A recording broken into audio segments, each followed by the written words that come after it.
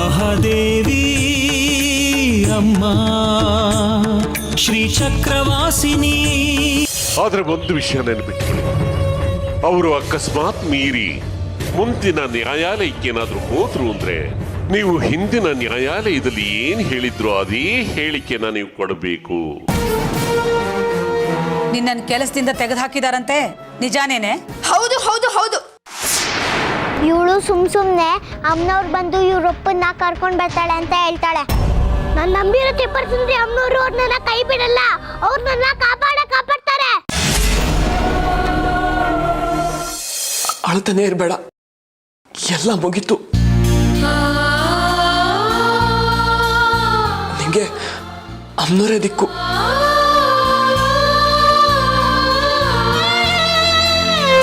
ನೀನತ್ರ ನನಗೆ ಬೇಜಾರಾಗುತ್ತೆ.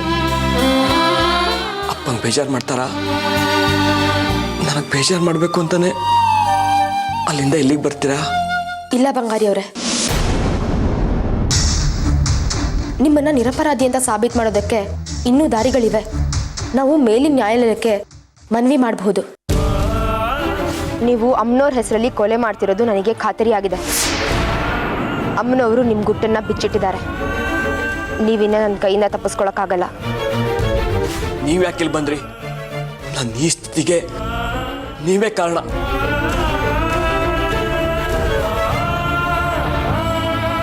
ಕೊಲೆಗಾರ ಅಂತ ಸಾಬೀತು ಮಾಡಿ ಈಗ ಕರುಣೆ ತೋರಿಸೋ ನಾಟಕ ಮಾಡಕ್ ಬಂದಿದ್ದೀರಾ? ಗೋಸುಂಬೆ ನೀವು. ನಾ ನಿಮ್ಗೆ ಏನ್ ಮೋಸ ಮಾಡಿದ್ದೀನಿ? ನನ್ನ ಮೇಲೆ ಯಾಕೆ ಈಗ ಸೇಡ್ ತೀರ್ಸ್ಕೊತಿದ್ದೀರಾ? ಹೊರಟೋಗಿ ಇಲ್ಲಿಂದ.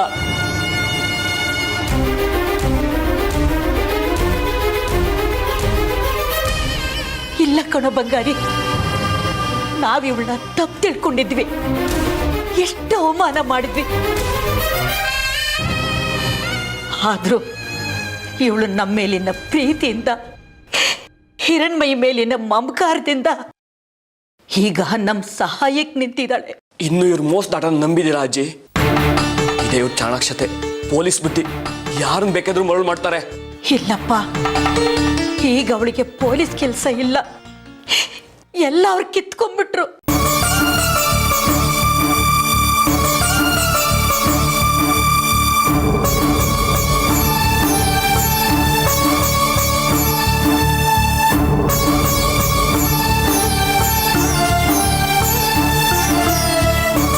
ರಶ್ಮಿ ಅಮ್ಮ ನಿನ್ನ ಉಳಿಸ್ಕೊಳ್ಳೋಕ್ಕೆ ಅವ್ರ ಕೆಲಸನೇ ಕಳ್ಕೊಂಡಿದ್ದಾರೆ. ಅವ್ರು ಕೆಟ್ಟವರಲ್ಲಪ್ಪ, ಒಳ್ಳೆಯವರು.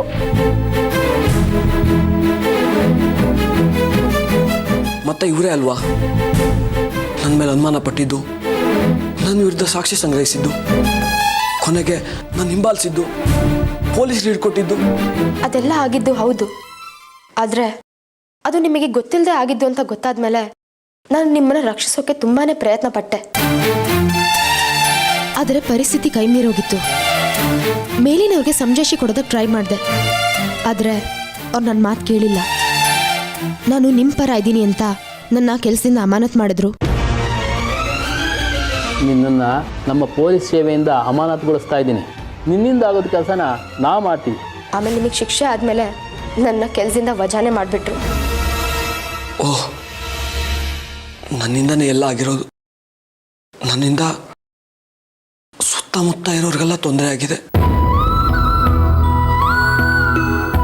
ಆ ಮಾತಾಯಿಗೆ ನನ್ನಿಂದ ಏನು ಅಪಚಾರ ಆಗಿತ್ತೋ ಏನೋ, ಅದಕ್ಕೆ ನನಗೆ ಕಷ್ಟ ಕೊಡೋದಲ್ಲದೆ ನನ್ನ ಸುತ್ತ ಇರೋರಿಗೆಲ್ಲ ಕಷ್ಟ ಕೊಟ್ಟಿದ್ದಾಳೆ. ತಾಯಿ, ಯಾಕಮ್ಮ ಹೀಗೆ ಮಾಡಿದೆ? ಇನ್ನು ಕಾಲ ಕಳೆದೋಗಿಲ್ಲ ಕಣೋ. ಅವಳು ಹೇಗೆ ಹೇಳ್ತಾಳೋ ಹಾಗೆ ಕೇಳು. ಹಗಲು ರಾತ್ರಿ ನಿನ್ನನ್ನು ಬಿಡಿಸೋಕ್ಕೋಸ್ಕರನೇ ಒದ್ದಾಡ್ತಿದ್ದಾಳೆ. ನನಗೀಗ ಬದುಕಲ್ಲ ಆಸಕ್ತಿ ಇಲ್ಲ, ಎಲ್ಲ ಕಳ್ಕೊಂಡ್ಬಿಟ್ಟಿದ್ದೀನಿ.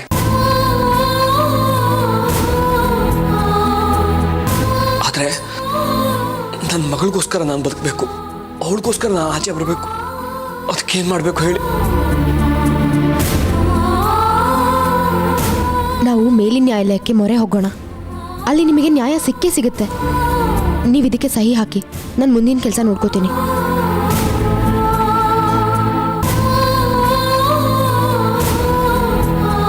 ರಶ್ಮಿ ಅಮ್ಮ ಹೇಳ್ದಂಗೆ ಕೇಳಪ್ಪ, ನೀನು ನಂಗೆ ಬೇಕು, ನೀನು ಆಚೆ ಬರಬೇಕು.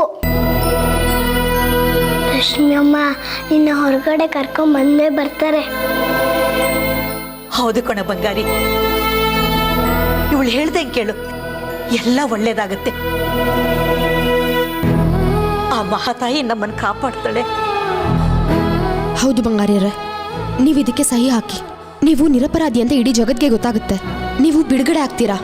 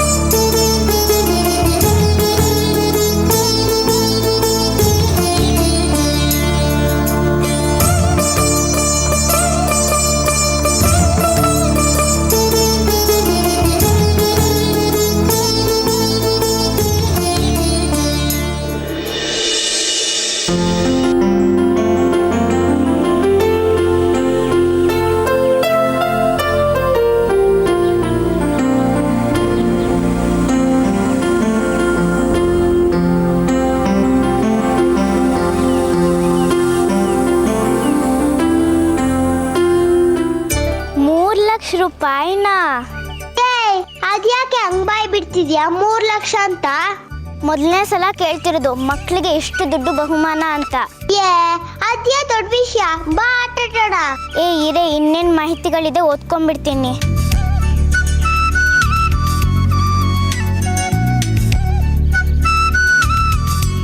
ಗೆದ್ದೋರ್ಗೆ ಮೊದಲನೇ ಬಹುಮಾನ 3 ಲಕ್ಷ ಕೊಡ್ತಾರಂತೆ. ನನಗೆ ಇರೋದು ಏನು? ಏನಂದೆ? ಯಾಕೆ ಒಂದ್ಸಲಿ ಹೇಳಿದ್ರೆ ಕಿವಿ ಕೇಳ್ಸೋದಿಲ್ವಾ? ಆ 3 ಲಕ್ಷ ಗೆಲ್ಲೋ ಅದೃಷ್ಟ ನನಗೆ ಇರೋದು ಅಂತ ಹೇಳ್ದೆ. ಅದೇ ಗೆಲ್ಚ ನೀನೇ ಗೆಲ್ಲೋದು ಅಂತ? ನೋಡ್ತಾ ಇರು, ನಾನೇ ಗೆಲ್ಲೋದು. ಓಹೋ, ಸ್ಪರ್ಧೆಯಲ್ಲಿ ಯಾವಾಗ್ಲೂ ನೀನೇ ಗೆಲ್ಲೋದಾ? ನೀನಾ ಸ್ಪರ್ಧೆಯಲ್ಲಿ ಗೆಲ್ಲೋದು ಯಾವಾಗ ಗೊತ್ತಾ? ಯಾವಾಗ? ಹಿರಣ್ಮಯಿ ಸ್ಪರ್ಧೆಯಲ್ಲಿ ಭಾಗವಹಿಸದೇ ಇದ್ದಾಗ. ಏನೇ ಆಗಂದ್ರೆ? ಯಾಕೆ, ನಿಂಗೆ ಒಂದ್ಸತಿ ಹೇಳಿದ್ರೆ ಕೇಳಿಸೋದಿಲ್ವಾ? ಹಿರಣ್ಮಯಿ ಸ್ಪರ್ಧೆಯಲ್ಲಿ ಭಾಗವಹಿಸಿದ್ರೆ ಮೊದಲನೇ ಬಹುಮಾನ ಗೆಲ್ಲೋದೇ ಅವಳು. ಒಂದ್ ವೇಳೆ ಅವಳು ಏನಾದರೂ ಭಾಗವಹಿಸದೆ ಹೋದ್ರೆ ನಿನ್ ಗೆಲ್ಲೋ ಸಾಧ್ಯತೆ ಇದೆ. ಯಾಕೆ ಅಂದ್ರೆ ನೀನೇ ಗೆಲ್ಬೇಕು ಅಂತ ಕಿತಾಪತಿ ಮಾಡ್ತೀಯ, ಅದಕ್ಕೆ ಗೆಲ್ತೀಯ. ಆಗಲ್ಲ, ಏನಿಲ್ಲ, ನಾನೇ ಕಷ್ಟಪಟ್ಟು ಗೆಲ್ತೀನಿ. ಆಗ ಮೊದಲನೇ ಬಹುಮಾನ ನನಗೆ ಸಿಗುತ್ತೆ. ನೀನ್ ಹೇಳಿದ್ದೆ ಸರಿ ಬಿಡು, ನಿನ್ನ ಅದೃಷ್ಟ ಚೆನ್ನಾಗಿದೆ. ಏನೇ ಆಗಂದ್ರೆ? ಹಿರಣ್ಮಯಿ ಅವರಪ್ಪ ಜೈಲಲ್ಲಿದ್ದಾರೆ ಪಾಪ. ಇವಾಗ ಅವಳ ಮನ್ಸು ಸರಿ ಇಲ್ಲ, ಹಾಗಾಗಿ ಅವಳು ಯಾವ ಸ್ಪರ್ಧೆಯಲ್ಲೂ ಭಾಗವಹಿಸಲ್ಲ. ಅದರಿಂದ ನೀನೇ ಬಹುಮಾನ ಗೆಲ್ಲೋ ಸಾಧ್ಯತೆ ಜಾಸ್ತಿ. ಹಿರಣ್ಮಯಿ ಗೆಲ್ಲೋದಕ್ಕೆ ಇದೇನು ಸಂಗೀತ ಸ್ಪರ್ಧೆ ಅಲ್ಲ, ತಿಳ್ಕೊ. ಇದು ಓಡೋ ಸ್ಪರ್ಧೆ. ಹಿರಣ್ಮಯಿ ಗೆಲ್ಲೋದಕ್ಕೆ ಸಾಧ್ಯನೇ ಇಲ್ಲ, ನಾನೇ ಗೆಲ್ಲೋದು. ಅಲ್ವೇನು ಪ್ರಕಾಶ?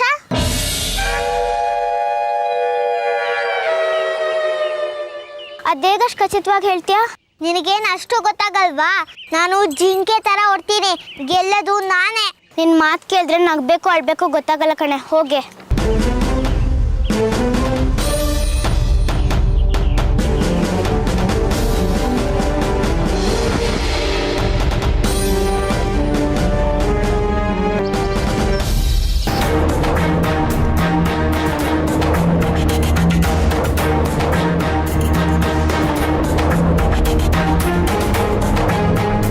ಸರಿನಾ?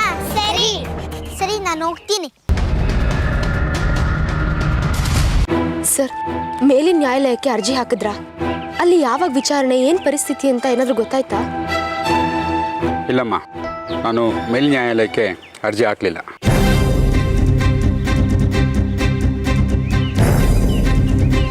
ಯಾಕೆ ಸರ್? ಅವತ್ತು ನಮಗೆ ಕೆಳಗಿನ ನ್ಯಾಯಾಲಯದಲ್ಲಿ ನ್ಯಾಯ ಸಿಗಲಿಲ್ಲ ಅಂತ ಮೇಲಿನ ನ್ಯಾಯಾಲಯಕ್ಕೆ ಅರ್ಜಿ ಹಾಕೋದಂತ ತೀರ್ಮಾನ ಮಾಡಿದ್ವಲ್ಲ? ನಾವೇನೋ ತೀರ್ಮಾನ ತೊಗೊಂಡ್ವಿ, ಆದರೆ ಬೇರೆಯವರು ಇನ್ನೇನೋ ತೀರ್ಮಾನ ತಗೊಂಡು ಅರ್ಜಿ ಹಾಕೋದು ಬೇಡ ಅಂತಂದರು. ಅದಕ್ಕೆ ನಾನು ಈ ಮೊಕದ್ದಮೆನ ತೊಗೊಳ್ಳೋದು ಬೇಡ ಅಂತ ತೀರ್ಮಾನ ಮಾಡಿದ್ದೀನಿ.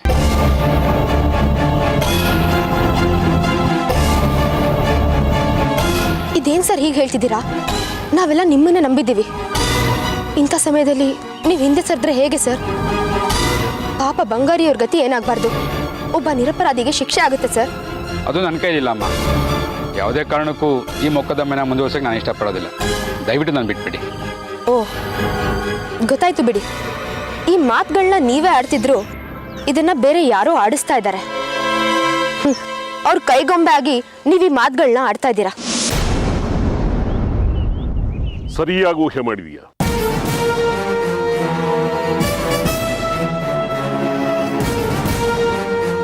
ಎಷ್ಟೇ ಆದರೂ ಪೊಲೀಸ್ ಬುದ್ಧಿ ಅಲ್ವಾ?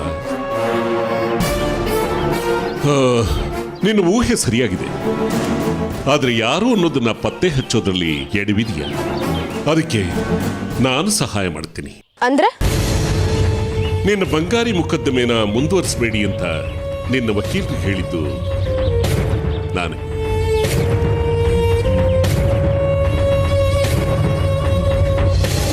ಕಾರಣ ತಿಳ್ಕೊಬೋದಾ? ಧಾರಾಳವಾಗಿ ಕೇಳಬಹುದು. ನಿನ್ನ ಬಂಗಾರಿ ಅಮ್ಮನವರಿಗೆ ಅವಮಾನ ಮಾಡಿದ್ದಾರೆ. ಅವ್ರ ತ್ರಿಶೂಲನ ಹೊರಗಡೆ ತಗೊಂಬಂದು ಅಪವಿತ್ರಗೊಳಿಸಿದ್ದಾರೆ. ಅವರಿಗೆ ನಾವು ಶಿಕ್ಷೆ ಕೊಡಬೇಕಾಗಿತ್ತು. ಆದರೆ ನಿಮ್ಮ ಪೊಲೀಸ್ ಇಲಾಖೆ ಅಡ್ಡ ಬಂದು ಎಲ್ಲ ಹಾಳಗೆಡೋದು. ಈಗ ನೀನು ಕೂಡ ಅವನ ಸಹಾಯಕ್ಕೆ ನಿಂತಿದೀಯ. ನಿನ್ನ ರೀತಿನಲ್ಲೇ ನಾನು ಹೋರಾಡಬೇಕಲ್ವಾ? ಬಂಗಾರಿ ಯಾವುದೇ ಕಾರಣಕ್ಕೂ ಹೊರಗಡೆ ಬರಬಾರ್ದು. ಅವನ ಜೀವಾವಧಿ ಶಿಕ್ಷೆ ಖಾಯಂ ಆಗಬೇಕು.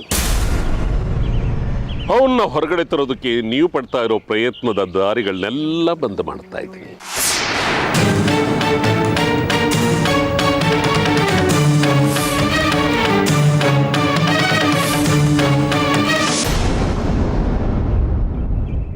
ಹಿರಣ್ಮಯ್, ಯಾಕೆ ಆಟ ಆಡಕ್ ಬರ್ಲಿಲ್ಲ ನೀನು? ಹಿರಣ್ಮಯ್, ಹಿರಣ್ಮಯ್, ಏ ಹಿರಣ್ಮಯ್, ಏನಂದೆ? ನಿಂಗೆ ಬೇಜಾರಾಗಿದೆ ಅಂತ ನಂಗೆ ಗೊತ್ತು. ನಿನ್ನ ಜೊತೆ ಸ್ವಲ್ಪ ಹೊತ್ತು ಆಟ ಆಡ್ರೆ ನಿನ್ ಬೇಜಾರೆಲ್ಲ ಹೋಗುತ್ತೆ. ಬಾ ಆಟ ಆಡೋಣ. ಇಲ್ಲ ಕಣೆ, ನಂಗೆ ನಮ್ಮ ಅಪ್ಪಂದೇ ಯೋಚನೆ ಆಗಿದೆ. ಏನಾಗ್ತಿದೆ ಅಂತಾನೆ ಗೊತ್ತಾಗ್ತಿಲ್ಲ.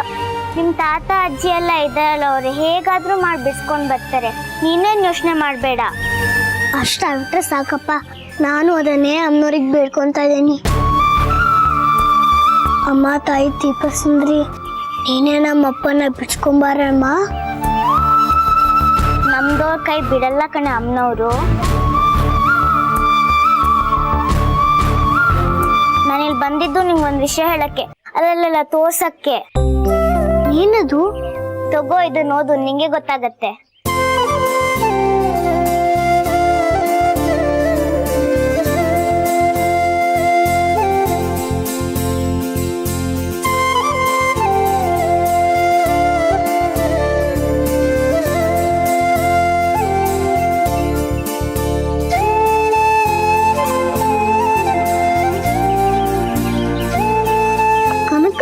ಜಯಂತಿದು. ಇದನ್ನ ಯಾಕೆ ನನಗೆ ತೋರ್ಸೋಕ್ ಬಂದಿದ್ಯಾ? ಹೌದು, ಈ ಓಟ ಸ್ಪರ್ಧೆಯಲ್ಲಿ ಗೆದ್ದವ್ರಿಗೆ 3 ಲಕ್ಷ ಬಹುಮಾನ ಕೊಡ್ತಾರೆ. ಹೌದಾ? ಯಾಕೆ ಅಷ್ಟು ಬೇಜಾರಲ್ಲಿ ಹೌದಾ ಅಂತಿದ್ಯಾ? ಈ ಸ್ಪರ್ಧೆಯಲ್ಲಿ ಸೌಗಂಧಿ ನಾನೇ ಗೆಲ್ತೀನಿ ಅಂತ ಜಂಬ ಹೊಡ್ಕೋತಿದ್ದಾಳೆ. ಹೌದಾ? ಎಲ್ಲಿ ಬಿಡು, ಏನಿವಾಗ? ಅಯ್ಯೋ ಪೆದ್ದೆ ಕಣೆ ನೀನು. ಸೌಗಂಧಿ ಯಾವಾಗ ಗೆಲ್ತಾಳೆ ಹೇಳು? ನೀನೇ ಸ್ಪರ್ಧೆಯಲ್ಲಿ ಭಾಗವಹಿಸದೇ ಇದ್ರೆ ಅವಾಗ ಸೌಗಂಧಿ ಗೆಲ್ಲೋದು ಸಾಧ್ಯ. ಅವಳು ಗೆಲ್ಬಾರ್ದು ಹಿರಣ್ಮಯ್. ಹಾಗಂದ್ರೆ ಏನೇ? ಎಲ್ಲ ಬಿಡ್ಸಿ ಹೇಳ್ಬೇಕಾ ನಿಂಗೆ? ನೀನೇ ಸ್ಪರ್ಧೆಯಲ್ಲಿ ಭಾಗವಹಿಸ್ಲೇಬೇಕು. ಯಾಕೆ ಅಂದ್ರೆ ನೀನೇ ಗೆಲ್ಲೋದು ಅಂತ ನಂಗೆ ಚೆನ್ನಾಗಿ ಗೊತ್ತು. ನಾನಾ? ಇಲ್ಲಪ್ಪ. ಯಾಕೆ? ನನಗಾಗಲ್ಲ. ಇದನ್ನೇ ಆ ಸೌಗಂಧಿ ಹೇಳಿದ್ದು, ಹಿರಣ್ಮಯ್ಗೆ ಈ ಸ್ಪರ್ಧೆಯಲ್ಲಿ ಓಡಕ್ ಆಗಲ್ಲ ಅಂತ. ಅವಳ ಮಾತಿನ ನೀನ್ ನಿಜ ಮಾಡ್ತಿದ್ಯಾ ಅಷ್ಟೇ. ಹಾಗಲ್ಲ ಕಣೆ, ನಿಂಗೆ ಗೊತ್ತಲ್ಲ, ನಮ್ಮಪ್ಪ ಜೈಲಲ್ಲಿದ್ದಾರೆ. ಅವ್ರನ್ನ ಬಿಡ್ಸ್ಕೊಂಡ್ ಬರೋವರೆಗೂ ನಂಗೆ ಯಾವ ಆಸಕ್ತಿನೂ ಇಲ್ಲ. ಸೌಗಂಧಿಯನೇ ಸತಿ ಸ್ಪರ್ಧೆಯಲ್ಲಿ ಭಾಗವಹಿಸ್ಲಿ, ಅವಳೇ ಬಹುಮಾನ ಗೆದ್ಕೊಳ್ಳಿ. ಅದೆಲ್ಲ ಗೊತ್ತಿಲ್ಲ ಹಿರಣ್ಮೈ, ನೀನ್ ಈ ಸ್ಪರ್ಧೆಯಲ್ಲಿ ಭಾಗವಹಿಸ್ಲೇಬೇಕು. ನನ್ ಕೈಯಲ್ಲಿ ಆಗಲ್ಲ ಕಣೆ. ನಂಗೆ ಗೊತ್ತಿಲ್ಲ, ನೀನ್ ಈ ಸ್ಪರ್ಧೆಯಲ್ಲಿ ಭಾಗವಹಿಸಿದ್ಯಾ ಅಷ್ಟೇ. ಹೇಳೋದ್ ಅರ್ಥ ಮಾಡ್ಕೊ, ನನ್ ಕೈಯಲ್ಲಿ ಆಗಲ್ಲ. ಏ ವೀಣಾ, ಸಾಕು ಸುಮ್ಮನಿರೆ. ನನಗೆ ಗೊತ್ತು ಹಿರಣ್ಮಯಿ ಭಯ ಪಡ್ತಿದ್ದಾಳೆ ಅಂತ. ಅವ್ಳು ನೋಡಕ್ಕಾಗಲ್ಲ ಅಂತ ಹೇಳ್ತಿದ್ದಾಳೆ ತಾನೆ, ಅದ್ರಲ್ಲಿ ನಿಂದೇನೆ ಗೋಳು.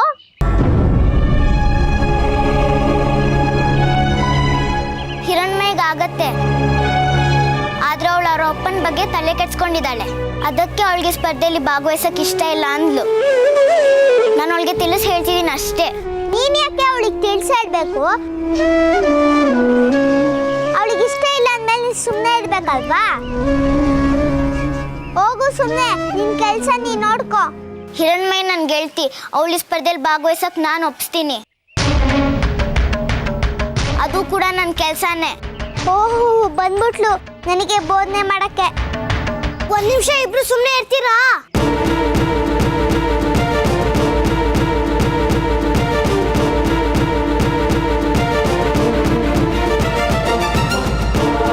ನನ್ನ ವಿಷಯಕ್ಕೆ ನೀವಿಬ್ರು ಯಾಕೆ ಜಗಳಾಡ್ತೀರಾ?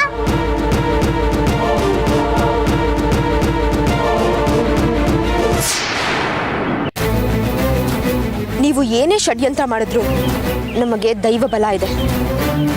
ಈ ವಕೀಲರಿಲ್ಲ ಅಂದ್ರೆ ಇನ್ನೊಬ್ರು ಸಿಗ್ತಾರೆ. ವಿರೂಪಾಕ್ಷ ಶಾಸ್ತ್ರಿಗಳೇ, ಪ್ರಪಂಚ ತುಂಬಾ ವಿಶಾಲವಾದದ್ದು.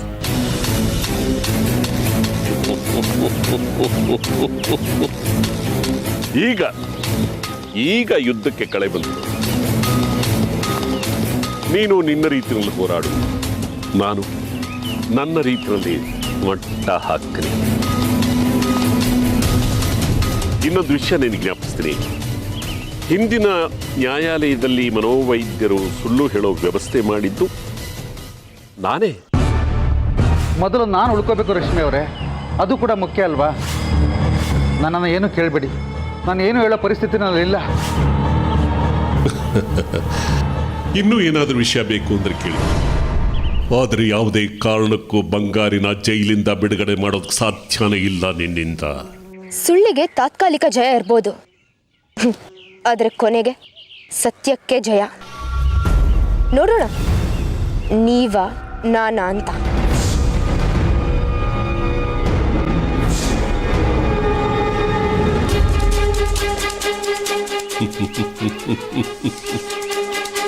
ಇರುವೆ ಆನೆ ಜೊತೆಲಿ ಹೋರಾಟ ನಡೆಸ್ತಾ ಇದೆ.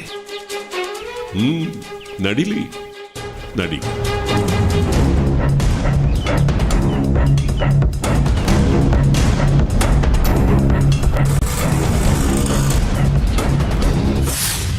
ಸೌಗಂಧಿ, ನೀನೇ ಸ್ಪರ್ಧೆಯಲ್ಲಿ ಗೆದ್ದು ಮೊದಲನೇ ಬಹುಮಾನ ತಗೋ. ನಾನು ಈ ಸ್ಪರ್ಧೆಯಲ್ಲಿ ಭಾಗವಹಿಸಲ್ಲ. ನೀನೇನು ಚಿಂತೆ ಮಾಡಬೇಡ. ನೋಡಿದ್ಯಾ, ನಾನು ಹೇಳ್ದೆ ತಾನೆ ಆ 3 ಲಕ್ಷ ಬಹುಮಾನ ನನಗೆ ಸಿಗೋದು ಅಂತ. ನೀನು ಯಾವತ್ತೂ ನನ್ನ ಮಾತನ್ನ ಮೀರಿ ಮಾತಾಡಬೇಡ.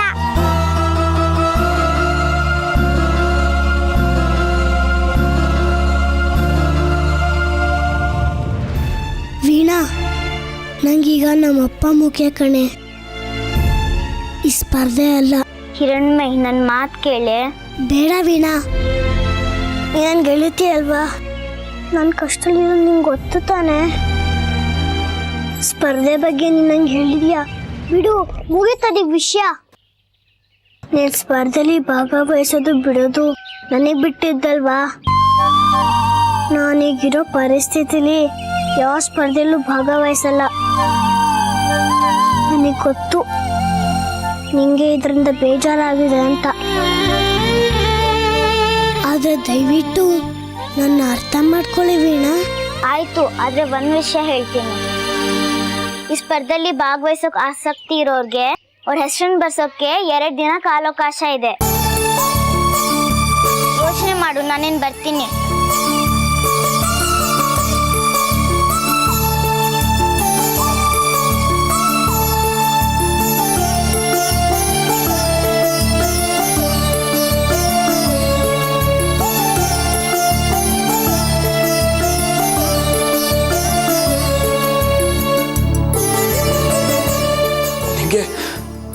ಅವರೇ ದಿಕ್ಕು, ಅವರೇ ನಿನ್ನ ಕಾಪಾಡಬೇಕು.